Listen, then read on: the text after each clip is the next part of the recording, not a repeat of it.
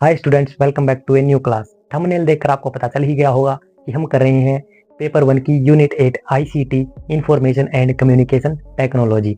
इसी के अंदर हमारा एक टॉपिक आता है डिजिटल इनिशिएटिव्स का। डिजिटल इनिशिएटिव्स को हम लगातार कई पार्ट में, कई वीडियोज़ में कवर करते आ रहे हैं। हमने पहले स्वयं प्रभा, मूक, एनडीएलआई ऐसे बहुत सारे टॉपिक्स किए हैं पहले वाली वीडियोज़ में। अगर आपने वो वीडियोज़ नहीं देखी हैं तो उनको भी ज़रूर देखिएगा।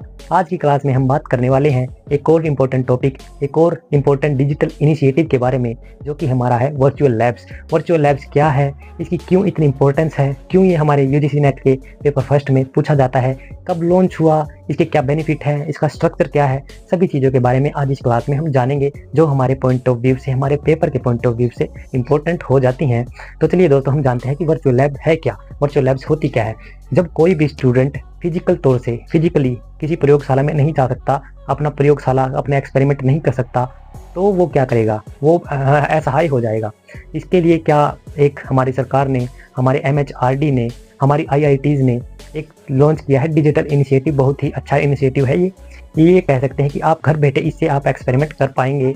जो एक्सपेरिमेंट्स लैब्स में होते हैं उन सभी को आप घर बैठे कर सकते हैं, आपके कंप्यूटर के थ्रू, आपके मोबाइल के थ्रू।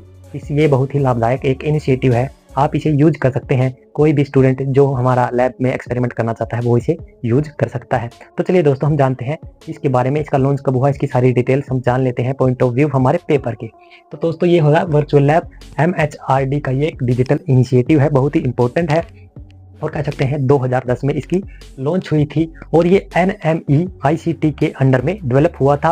NMEICT की फुल फॉर्म पिछली वीडियोस में मैंने बहुत बार बताई है, फिर भी इस वीडियो में हम कह सकते हैं कि NMEICT है हमारा national mission on education through ICT, आप ऐसे समझ सकते हैं। इसके बाद हमारा आता है कि भाई किसके द्वारा ये लॉन्च किया गया था, हमारे MHRD के द्वारा ये लॉन्च किया गया था। इसके जो सेंटर्स हैं, नोडल सेंटर्स हैं, वो हमारे IIT बॉम्बे और हमारे IIT दिल्ली में है इसके नोडल सेंटर्स। इसके बाद इसका मेन एम क्या था, इसका मुख्य लक्ष्य क्या था, क्यों ये बनाया गया था, कि भाई किस चीज़ के लिए ये वर्चुअल लैब कह सकते हैं कि हमारा उद्भव हुआ, इसका किस प्रकार से क्यों बनाइए, किसके लिए बना है। कह सकते हैं कि भाई एक्सपेरिमेंट लर्निंग पहुंचाना, किसको पहुंचाना, जो फिजिकल लैब ने तक नहीं पहुंच सकते, जो स्टूडेंट्स फिजिकल लैब तक नहीं पहुंच सकते, उनके लिए एक्सपेरिमेंट लर्निंग उनको पहुंचाना ऑनलाइन तरीके से। इसके बाद कह सकते हैं कि जैसे कोई रिमोट विलेज है, जैसे कहीं पर समझ सकते हैं कि लैब वगैरह नहीं है, लेकिन वहाँ पर कोई भी स्टूडेंट अपने कंप्यूटर के थ्रू, अपने मोबाइल के थ्रू लैब का ऑनलाइन तरीके से यूज कर सकता है। जैसे फिजिक्स की कोई लैब हो, बायो की कोई लैब हो, ऐसी लैब्स जिनका मतलब रूरल एरिया में नहीं है, तो वो उन्हें ऑनलाइन तरीके से भी यूज कर पाएगा। ये इसका मेन एम हो गया। कंप्यूटर या मोबाइल से ऑनलाइन तरीके से एक्सपेरिमेंट परफॉर्म कर सकता है स्टूडेंट, और टीचर को भी एडवांस टीचिंग टूल्स प्रोवाइड करवाना इसका मेन एम्स है। ऐसा हम समझ सकते हैं। इसके फीचर्स क्या क्या हैं, फीचर्स में कह सकते हैं कि जो रियल लैब एक्सपेरिमेंट होता है वो सिमुलेशन के थ्रू रियल लैब एक्सपेरिमेंट कर सकते हैं। मतलब कि आप कंप्यूटर पर बैठे हैं और आपके हाथ में माउस है, आप अपने माउस से इंस्ट्रक्शन दे सकते हैं और अपने लैब का एक्सपीरियंस, आपके एक्सपेरिमेंट जो करना चाहते हैं उसका एक्सपेरिमेंट आप कर सकते हैं। वो रियल एक्सपेरिमेंट, रियल एक्सपीरियंस आप ले सकते हैं हमारे इस ऑनलाइन तरीके से। इसके बाद फ्री एक्सेस आई है, सभी स्टूडेंट के लिए फ्री एक्सेस कर सकते हैं। सेल्फ लर्निंग मोड में थ्योरी भी करवाई जाती है, थ्योरी के साथ सेल्फ लर्निंग मोड है, और यहाँ पर प्रोसीजर होता है कि सभी चीज़ें बताई जाती हैं, स्टेप बाय स्टेप बताई जाती हैं, और क्विजेज वगैरह भी होते हैं जिससे बच्चे की नॉलेज बढ़े, उसका पॉइंट ऑफ व्यू वाइड हो। इसके बाद समझ सकते हैं कि जो 12th प्लस इंजीनियरिंग और कह सकते हैं कि साइंस डिसिप्लिन कवर्ड इसमें होता है। और इसके बाद यहाँ पर ये किसके द्वारा डेवलप किया गया है, हमारे टॉप आईआईटीज़ के द्वारा, टॉप आईआईटीज़ के द्वारा ये डेवलप किया गया है। इसके बेनिफिट्स क्या क्या हैं, बेनिफिट्स के बारे में भी हम जान लेते हैं। बेनिफिट्स क्या क्या हैं, बेनिफिट्स हैं हमारे स्टूडेंट परफॉर्म कर सकता है कोई भी एक्सपेरिमेंट कभी भी कहीं भी, यानी कि student can perform experiment any time anywhere, आप अंग्रेजी में ऐसे समझ सकते हैं। इसके बाद ये डिपेंडेंसी रिमूव करता है, किस पर डिपेंडेंसी, किस पर कह सकते हैं कि निर्भरता रिमूव करता है, खत्म करता है। एक्सपेरिमेंटल जो हमारी लैब होती हैं एक्सपेरिमेंट के लिए, भाई उनके इक्विपमेंट बहुत महंगे होते हैं, उनकी डिपेंडेंसी कम करता ही है, उनका मतलब कह सकते हैं कि आप उन पर निर्भर रहना कम हो जाएगा, आप ऑनलाइन तरीके से उन्हें परफॉर्म कर पाएंगे। इसके बाद ये स्टैंडर्डाइज्ड कंटेंट देता है, यानी कि सभी के लिए सेम कंटेंट। जो छोटी लैब्स हैं, जो छोटे कॉलेज वगैरह हैं, कोई भी यहाँ से कह सकते हैं कि ऑनलाइन तरीके से हमारा लैब एक्सपीरियंस ले सकता है, एक्सपेरिमेंट कर सकता है। इसकी एनहांस डिजिटल लिटरेसी, मतलब डिजिटल रूप से बच्चों को और स्टूडेंट्स को बहुत ज़्यादा सशक्त करता है, उन्हें उनके बारे में ज्ञान देता है, डिजिटलाइजेशन के बारे में ये हमें ज्ञान देता है।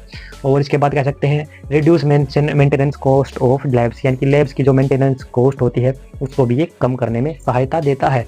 इसके बाद बूस्ट इनोवेशन एंड क्रिएटिविटी, यानी कि जो बच्चे जा नहीं पाते लैब्स वगैरह में, जो एक्सेस नहीं कर पाते ऑनलाइन तरीके से, वो उनकी क्रिएटिविटी को बूस्ट करता है, उनके इनोवेशन को बूस्ट करता है।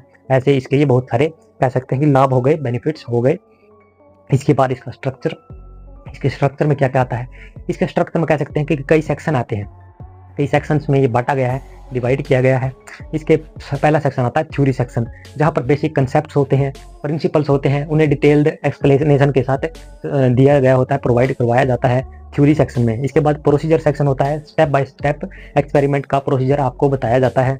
इसके बाद सिमुलेटर सेक्शन होता है, जहाँ पर एक्सपेरिमेंट परफॉर्म किया जाता है, आपके माउस के थ्रू, आप जो जो कमांड देते हैं उनके थ्रू एक्सपेरिमेंट किया जाता है, वो होता है सिमुलेटर सेक्शन। इसके बाद पोस्ट टेस्ट सेक्शन होता है, पोस्ट टेस्ट सेक्शन। इसमें होता है कि एक्सपेरिमेंट के बाद जो कंसेप्ट चेक करने के लिए कि भाई ये सही है या नहीं है, ऐसा कह सकते हैं आप, यानी कि जो आपने एक्सपेरिमेंट किया है उसके बाद का जो सेक्शन होता है पोस्ट टेस्ट सेक्शन, इसके बाद का होता है। यानी कि इसके बाद होता है हमारा रेफरेंस सेक्शन होता है, जहाँ पर बुक्स की, रिसर्च पेपर्स की और लर्निंग लिंक्स सभी प्रोवाइड करवाए जाते हैं कि भाई कहाँ कहाँ से ये सभी चीज़ें आती हैं। रेफरेंस का मैंने पहले भी वीडियोज़ में बताया कि भाई किसी भी चीज़ से संबंधित आप कोई भी चीज़ लिखते हैं, वो आपने कहाँ से उठाई है, वो होते हैं रेफरेंस वगैरह। इसके बाद होते हैं इसमें सब्जेक्ट कौन कौन से होते हैं, इसमें फिजिक्स होता है, केमिस्ट्री होता है, इलेक्ट्रिकल इंजीनियरिंग होता है, मैकेनिकल इंजीनियरिंग होता है, और कंप्यूटर साइंस होता है, बायोटेक्नोलॉजी होता है, और इसके बाद सिविल इंजीनियरिंग और मैथ्स, और इसके बाद केमिकल इंजीनियरिंग। ऐसे बहुत सारे सब्जेक्ट इसमें आ जाते हैं, और भी बहुत सारे सब्जेक्ट्स हैं जिनके बारे में आप डिटेल में देख सकते हैं। और इसके बाद कह सकते हैं कि जो इसमें इंस्टीट्यूट हैं वो कौन कौन से इन्वॉल्व हैं, कौन कौन से इंस्टीट्यूट इसको सहायता देते हैं, कौन कौन से इंस्टीट्यूट क्या क्या करते हैं, उनका रोल क्या है। ये हम समझ सकते हैं कि IIT जो दिल्ली है उसका रोल क्या है, वो नेशनल कोऑर्डिनेटिंग इंस्टीट्यूट है हमारा, किसका, हमारे वर्चुअल लैब्स का। इसके बाद जो IIT बॉम्बे है वो हमारा टेक्निकल कोऑर्डिनेशन है। और इसके बाद हमारा जो IIT खड़गपुर है वो सब्जेक्ट वाइज कंटेंट कह सकते हैं कि डेवलप करता है।